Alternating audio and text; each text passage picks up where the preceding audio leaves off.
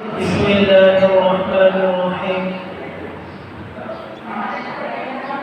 إن الحمد لله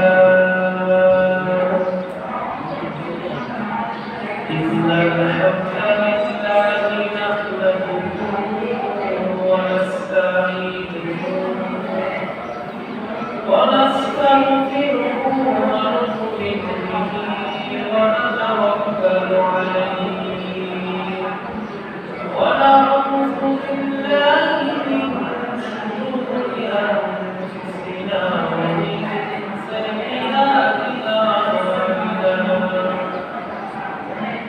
من يهده الله فلا مضل له ومن يضلله فلا هادي له ونشهد أن لا إله إلا الله وحده لا شريك له ونشهد أن سيدنا ومولانا محمدا عبده الله ورسوله الذي أرسله بالحق بشيرا ونذيرا وداعيا إلى الله بإذنه وسراجا منيرا فقد قال الله تعالى في شان حبيبه مخبرا إن الله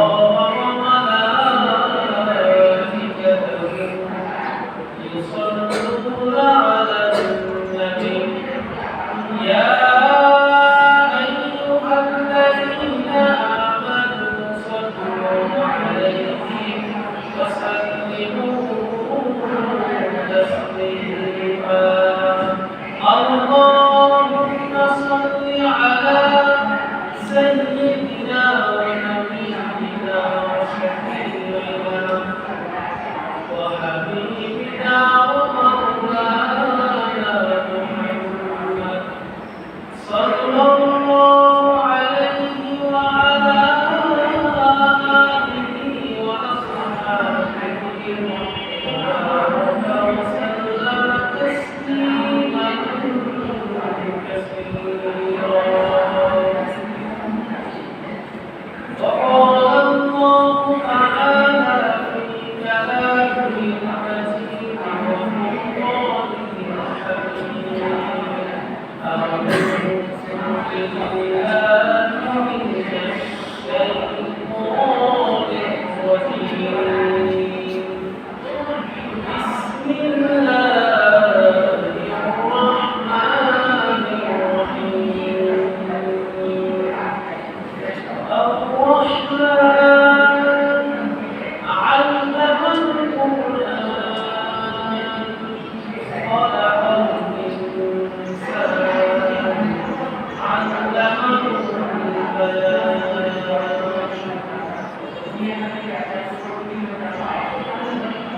صدق الله مولانا العظيم وصدق رسوله النبي الكريم ونحن على ذلك من الشاهدين والشاكرين والحمد لله رب العالمين মহান আল্লাহর দরবারে অগণিত অসংখ্য শুকরিয়া আল্লাহ আলামিন আমাদেরকে পবিত্র জুমার দিন জুমার নামাজ আদায়ের উদ্দেশ্যে আল্লাহর মসজিদে আসার বসার বিষয়ে আলোচনা করার জন্য সুন্দর সুবিধা করেছেন এজন্য রব্বুল আলামিনের দরবারে শুকরিয়া আদায় করে আলহামদুলিল্লাহ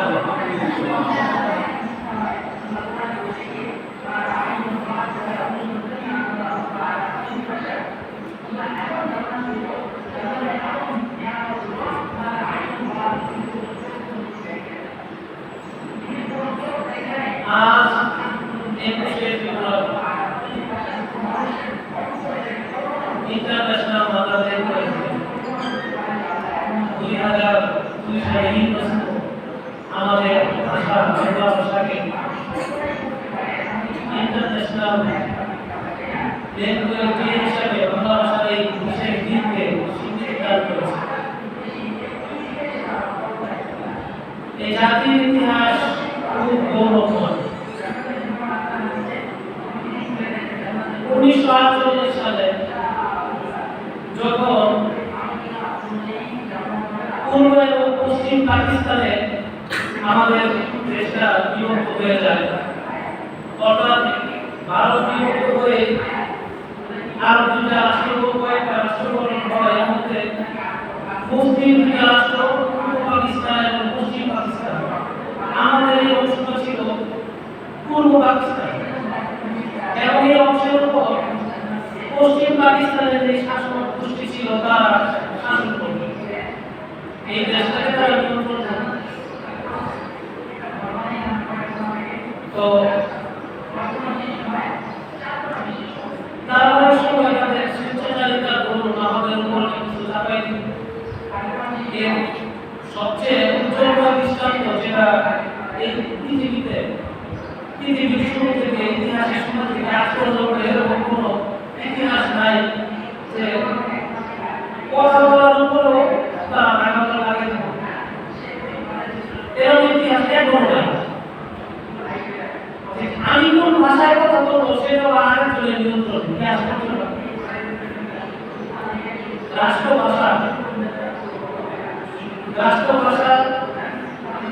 তার মধ্যে করতে চায়। পূর্ব পাকিস্তানের গভর্নর জেনারেল মোহাম্মদ আলী জিন্নাহ 1948 সালে ঢাকা সফরে আসলেন। ঢাকা সফরে এসে ঢাকা ভার্সিটি সহ আরেক জায়গায় সে বক্তৃতা করছিল, অন্য তিন জায়গায় সে বক্তৃতা দিয়েছিল। দোনো জায়গায় সে একই কথা বলছিল যে উর্দু এবং উর্দুই হবে পূর্ব পাকিস্তানের রাষ্ট্রীয় ভাষা। উপস্থিত লক্ষ লক্ষ ছাত্র এবং আম জনতা এই কথার বিরোধিতা করেছিল। একমাত্র উর্দুই রাষ্ট্রভাষা হতে পারে। তাদের দাবি ছিল ন্যায্য এবং সরল উর্দুর সাথে আপনি বাংলা রাখবেন, তারা রাখবেন। পরবর্তীতে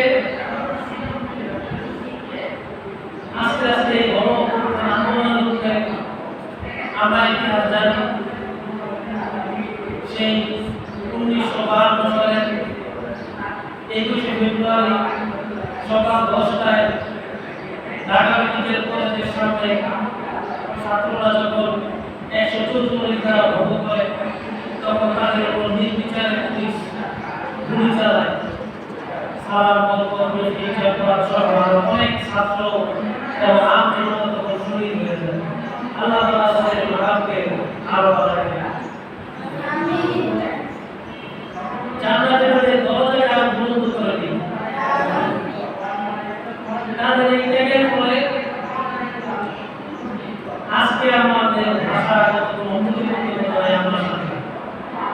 এই ধারাবাহিকতায় কিন্তু 1969 সালের গণঅভ্যুত্থান এবং 1971 সালের যে স্বাধীনতা সংগ্রাম, এটা ব্যাপক কিন্তু ওই সময় থেকে গ্রন্থ রচিত হয়। তো আজকে এই 21শে ফেব্রুয়ারিতে অর্থাৎ মাতৃভাষার জন্য যে আমরা জীবন দিলাম, আমাদের এই জীবন দেওয়াটা এবং মাতৃভাষার যে বিষয়টা, এটাকে কোরআন এবং হাদিসের দৃষ্টিকোণ থেকে বিশ্লেষণ করলে কি দাঁড়ায়, এই ব্যাপারে আমি সংক্ষিপ্ত দুই একটা কথা বলব।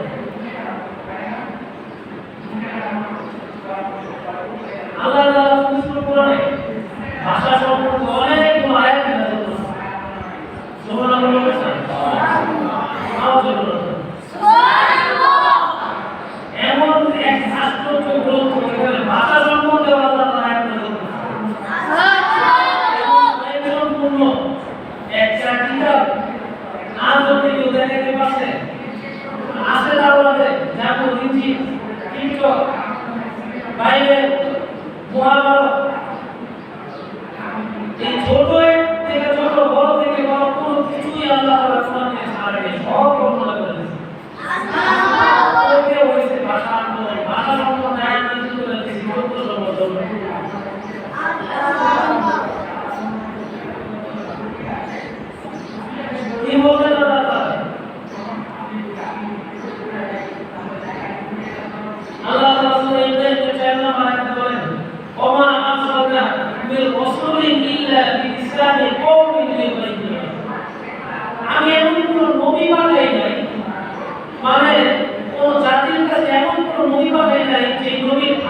ওই জাতীয় ভাষা ছিল না।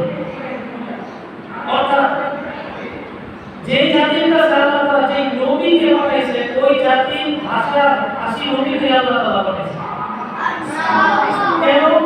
লিউবাইয়ালাহুম, যে আল্লাহ তাআলা পয়গম্বরকে আল্লাহ তাআলা কিতাবকে মানুষের কাছে সুস্পষ্টভাবে বর্ণনা করে শোনাইতে পারে। যেহেতু নবী রাসূল আল্লাহ তাআলা পাঠাইছেন, ভিন্ন ভাষার নবী রাসূল আরেক জাতির উপর কখনো আল্লাহ তাআলা পাঠান ওই জাতির জন্য যে ভাষা, সেই ভাষার নবীকে আল্লাহ তাআলা পাঠাইছেন। এর চেয়েও স্পষ্ট বর্ণনা করেছেন আল্লাহ তাআলা সূরা নূরের মধ্যে। আল্লাহ তাআলা সূরা নূরে বলেন, "ওমিন আয়াতি খালকুস সামাওয়াতি ওয়াল আরদি ওয়া ইখতিলাফু আলসিনাতিকুম ওয়া আলওয়ানিকুম ইন্না ফী যালিকা লাআয়াতান লিল আলামিন।" আল্লাহ তাআলা এখানে তার অর্থকে প্রকাশ করেছেন প্রথমে, "ওমিন আয়াতি খালকুস সামাওয়াতি ওয়াল আরদি", আমি আসমান এবং জমিনকে সৃষ্টির মাধ্যমে মানুষের কাছে আমার ভক্ত মহত্ব এবং আমার ক্ষমতার নিদর্শনকে প্রকাশ করেছি। এত বড় একটা নিদর্শনের সাথে আল্লাহ তাআলা আরেকটা নিদর্শনকে রাখছেন। যখন একটা বড় জিনিসের সাথে একটা ছোট জিনিস থাকে, অন্য একটা জিনিসকে যুক্ত করা হয়, বোঝা যায় এই জিনিসটার গুরুত্ব ওইটার মধ্যে বেশি, তাই না? যখনই যেখানে কোরআন সেখানেই বলে আছে, বলি না? কোরআনের যেরকম গুরুত্বপূর্ণ, মানুষের জন্য হাদিসও তেমন গুরুত্বপূর্ণ, এটাই বোঝা যায়। তো আসমান এবং জমিন সৃষ্টি করতে আল্লাহ তাআলা বলত, এর সাথে আল্লাহ তাআলা খালকুস সামাওয়াতি ওয়াল আরদি, এরপরে রসুল কি বলেন, "ওয়াখতিলাফু আলসিনাতিকুম ওয়া আলওয়ানিকুম", এবং আমি অনেক অনেক ভাষা এবং অনেক অনেক ধর্মের মানুষকে সৃষ্টি করেছি। তো এরপরে তো ভাষা কে সৃষ্টি করছে? কে সৃষ্টি করছে? এরপরে তো রং, এরপরে তো জাতি গোষ্ঠীর মানুষকে কে সৃষ্টি করছে? এক আদম আলাইহিস সালাম যখন দুনিয়াতে আসলেন, মা হাওয়া আলাইহিস সালামের সাথে তারা তো একসাথে ছিলেন, একসাথে ছিলেন না? তাদের সন্তান তারা আশেপাশে ছিল। আপনি যেভাবে বিশ্লেষণ করেন না কেন, তাদের সন্তানরা আশেপাশে ছিল। হয়তো তাদের বসবাসী শুনতে রাখতে তারা কেউ দূরে গেছে, কিন্তু বাবা মার যে ভাষা, তাদের ভাষা অসুবিধা না, নাতিনাতকুলের ভাষা অসুবিধা হওয়ার কথা না। এই পর্যন্ত দ্বিতীয় আদম নূহ আলাইহিস সালামকে তার আগমনের সময় পৃথিবীকে নতুন করে সাজানো হয়েছে। নূহ আলাইহিস সালামের আগমনের সময় যখন সব ভুলে যায়, আবার নতুন করে মানুষ পৃথিবীতে বসবাস শুরু করে, এই মানুষগুলো কোথা থেকে আসছে? তার কিস্তির মধ্যে যে মানুষগুলো, এই মানুষগুলোই কথা বলেন কিনা? এই মানুষগুলোই তো এই মানুষগুলোর মধ্যে ভাষার এত পরিবর্তন কিভাবে আসবে? আশ্চর্যের বিষয়। এমন এমন অনেক ভাষা আছে যে ভাষার সাথে অন্য ভাষার ভিন্নতম মিল নেই, সম্পূর্ণ ভিন্ন ভাষা। লেখার কোনো সংখ্যা ব্যবহার দিলাম, শোনা এবং বোঝার ক্ষেত্রে অনেক ভিন্ন। পৃথিবীতে এমন অনেক হাজার রকম ভাষা আছে যেগুলো এখনো লেখা যায় না। পৃথিবীতে লেখা যায় এরকম ভাষা প্রায় লক্ষের উপরে লেখা যায়। লেখা যায় না এরকম অনেক ভাষা আছে।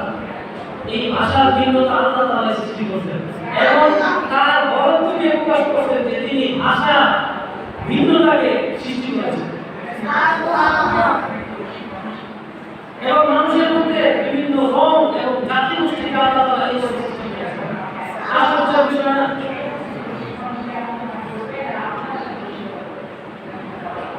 এমনিভাবে আল্লাহ তাআলা কোরআনকে আমাদের মধ্যে নাযিল করেছেন। কোরআন কোন ভাষায় নাযিল হয়েছে? সবাই তো জানি। কোন ভাষায়? আরবি ভাষায়। আল্লাহ রাসূল সাল্লাল্লাহু আলাইহি ওয়াসাল্লামের ভাষা ছিল কি? আরবি। আরবের ভাষা ছিল আরবি। তো আল্লাহ তাআলা কোরআনকেও কিন্তু আরবি ভাষাতেই নাযিল করেছেন। ইন্না আনজালনাহু কুরআনান আরাবিয়্যান লাআল্লাকুম তা'কিলুন, যেন তোমরা বুঝতে পারো, সহজে যেন তোমরা বুঝতে পারো। আরবদের উদ্দেশ্য করে আল্লাহ তাআলা বলেছেন, এই জন্য আমি কোরআনকে আরবি ভাষায় নাযিল করেছি। আর ঐতিহাসিকদের মতে ওই সময় মক্কার এই পৃথিবীতে সবচেয়ে সমৃদ্ধ ভাষা ছিল আরবি। এই কারণে আল্লাহ তাআলা আরবি ভাষায়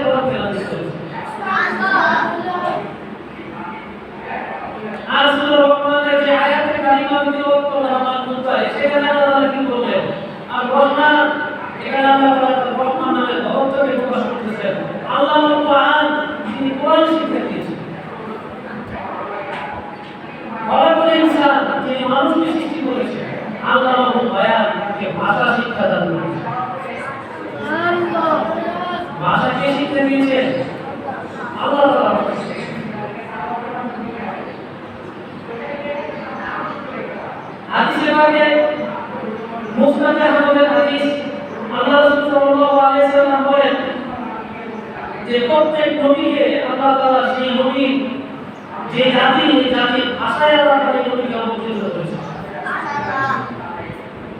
আবু সাঈদ খুদরি রাদিয়াল্লাহু আনহু থেকে আরেকটা হাদিস আছে, আল্লাহ রাসূল সাল্লাল্লাহু আলাইহি ওয়াসাল্লাম বলেন যে আরবের মধ্যে আমার ভাষাই ছিল সর্বশ্রেষ্ঠ এবং সবচেয়ে বেশি বিশুদ্ধ। আল্লাহ রাসূল সাল্লাল্লাহু আলাইহি ওয়াসাল্লাম ভাষা ছিল সবচেয়ে সুন্দর এবং মাধুর্যপূর্ণ। ওমর রাদিয়াল্লাহু আনহু থেকে একটা বর্ণনা রয়েছে, একবার ওমর রাদিয়াল্লাহু আনহু আল্লাহ রাসূল সাল্লাল্লাহু আলাইহি ওয়াসাল্লামকে জিজ্ঞেস করতেছেন যে ইয়া রাসূলুল্লাহ, আপনি তো বিদেশ সফর করেন নাই এবং আরবের বিভিন্ন গোষ্ঠী যেমন আরবের বিভিন্ন অঞ্চল আছে, এরকম আরবের অঞ্চলগুলোতে আপনি সফর করেন নাই, আপনি যে আপনার দাদার সাথে ব্যবসায়িক সম্পর্ক ছিল এগুলো তো আপনি সফর করেন নাই, একজন উচ্চাঙ্গী আরবি সাহিত্যপূর্ণ ভাষা আপনি কিভাবে বলেন, আপনার ভাষায় মাধুর্যতা কিভাবে আছে? তখন আল্লাহ রাসূল সাল্লাল্লাহু আলাইহি ওয়াসাল্লাম বলেন, আল্লাহ নবী ঈসা আলাইহিস সালামকে আল্লাহ তাআলা খুব মাধুর্যপূর্ণ এবং সুন্দর ভাষা শিক্ষা দিয়েছিলেন। সেই ভাষা আস্তে আস্তে বিলুপ্ত হয়ে যায় এবং জিবরাইল আলাইহিস সালামের মাধ্যমে সেই ভাষাকে আল্লাহ তাআলা আমাকে শিক্ষা দান করেছেন। এত গুণাবলী আছে ভাষা সম্পর্কে। তো নিজে মাতৃভাষাকে শিক্ষা করলে সওয়াব হবে কি হবে না? হবে না? জি জি। অন্য দেশি ভাষা শিক্ষা করলেও আল্লাহ তাআলা সওয়াব দান করবেন। আল্লাহ। কেন? যায়েদ ইবনে সাবিত আনসারী রাদিয়াল্লাহু তাআলা থেকে হাদিস,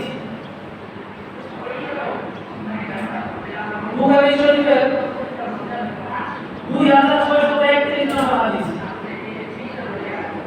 এই সময় ছিল যখন আল্লাহ রাসূল সাল্লাল্লাহু আলাইহি সাল্লাম মক্কা থেকে মদিনায় হিজরত করেছেন। আল্লাহ রাসূল সাল্লাল্লাহু আলাইহি সাল্লাম যখন হিজরত করলেন তখন আল্লাহ রাসূল সাল্লাল্লাহু আলাইহি সাল্লাম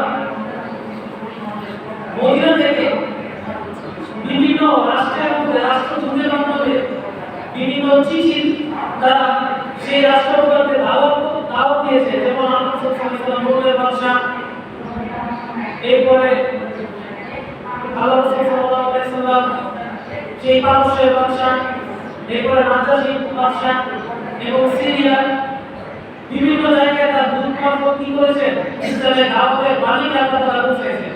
তো অনেক সময় সেই সকল প্রদেশ থেকে সেই সকল দেশ থেকে আল্লাহ রাসূল সাল্লাল্লাহু আলাইহি সাল্লামের ঘর চিঠি আসে। যেহেতু হিব্রু ভাষা, সিরীয় ভাষা এবং এই ধরনের ভাষাগুলো আল্লাহ রাসূল সাল্লাল্লাহু আলাইহি সাল্লামকে জানা ছিল না, তো ইহুদিদের আবার এই সকল ভাষা জানা ছিল। তারা অনেক তাদেরকে অনেক সময় বলতেন যে তোমরা একটু চিঠিটা কি লিখছে একটু বলে দাও। তারা চিঠি পড়ার সময় অনেক সময় উল্টাপাল্টা করত, লিখছে একটা পড়তো আরেকটা। এই ধরনের বিষয় যখন আল্লাহ রাসূল সাল্লাল্লাহু আলাইহি সাল্লামের কাছে স্পষ্ট হয় তখন আল্লাহ রাসূল সাল্লাল্লাহু আলাইহি সাল্লাম যায়েদ ইবনে সাবিত আনসারী রাদিয়াল্লাহু আনহুকে নির্দেশ দিলেন যে তুমি অতি সত্বর সিরীয় এবং হিব্রু ভাষাকে আয়ত্ত করো। তখন তিনি 11 থেকে 12 বছরের মধ্যে একজন ভালো ছিলেন। যায়েদ ইবনে সাবিত আনসারী রাদিয়াল্লাহু আনহু বলেন, আমি মাত্র এক সপ্তাহে সিরীয় এবং হিব্রু ভাষাকে আয়ত্ত করে ফেললাম। এবং এরপর থেকে আল্লাহ রাসূল সাল্লাল্লাহু আলাইহি সাল্লামের কাছে যত চিঠি আসতো সকল চিঠি যায়েদ ইবনে সাবিত রাদিয়াল্লাহু আনহু পড়ে শোনাতেন। বুঝে গেল দ্বীনের দাওয়াতকে পৌঁছানোর জন্য বিদেশি ভাষাকে শিক্ষা করা জরুরি। আল্লাহর দ্বীনের প্রচারের জন্য যদি কেউ বিদেশি ভাষা শিক্ষা করে, ইংরেজি শিখে, উর্দু শিখে, এরপরে ফার্সি শিখে, এগুলো যদি আল্লাহর দ্বীনের প্রচারের স্বার্থে কেউ শিখে, তবুও তাকে আল্লাহ তাআলা সওয়াব দান করবেন। আমাদের উস্তাদ মোহতারাম বলবেন তোমরা ইংরেজি শিখো কিন্তু ইংরেজ বলো না, মানে ইংরেজি শিখবা ঠিক, কিন্তু ইংরেজি শিখার সাথে সাথে ইংরেজদের কৃষ্টি কালচার যে নিজের মধ্যে নিয়ে আসবা, ইসলামিক কৃষ্টি কালচার, ইসলামিক তাজিম তামাদ্দুন, ইসলামিক যে সুন্নাহ, আল্লাহ রাসূল সাল্লাল্লাহু আলাইহি ওয়াসাল্লামের সুন্নাহ, ইসলামিক যে বৈশিষ্ট্যগুলো ওইগুলোকে হারাই দিয়ে পাশ্চাত্য সংস্কৃতি নিজের মধ্যে ধারণ করো। ইংরেজি শিখো কিন্তু ইংরেজ বলো। ইংরেজি শিখতে শিখতে ইংরেজদের মতো করে স্টাইল দিয়ে চিন্তা, ইংরেজদের মতো করে পোশাক পরা, তাদের মতো করে কথা বলা, তাদের মতো করে খাবার খাওয়া, তাদের মতো করে চলাফেরা করা, তাদের মতো করে পরিবার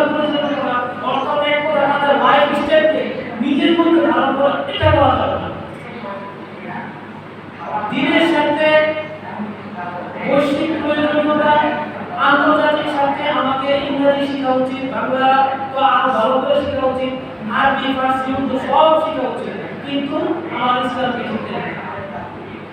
তখন ভাষা শিক্ষা আমার জন্য সবাই কারণ হবে।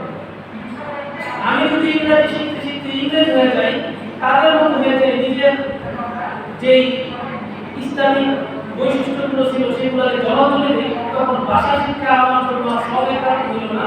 আমি ভাষা শিখতে শিখতে মুনাফিক হয়ে যাব। আল্লাহ তাআলা আমাদেরকে হেফাজত করুন। সঠিক পদ্ধতিতে ভাষা শিখার তৌফিক দান করুন। দিনের প্রয়োজনে ভাষা শিক্ষার তৌফিক দান করুন। বেশি বেশি মাতৃভাষার ভাষার প্রচার করার তৌফিক দান করুন। আমিন। যারা জীবন করে যাচ্ছে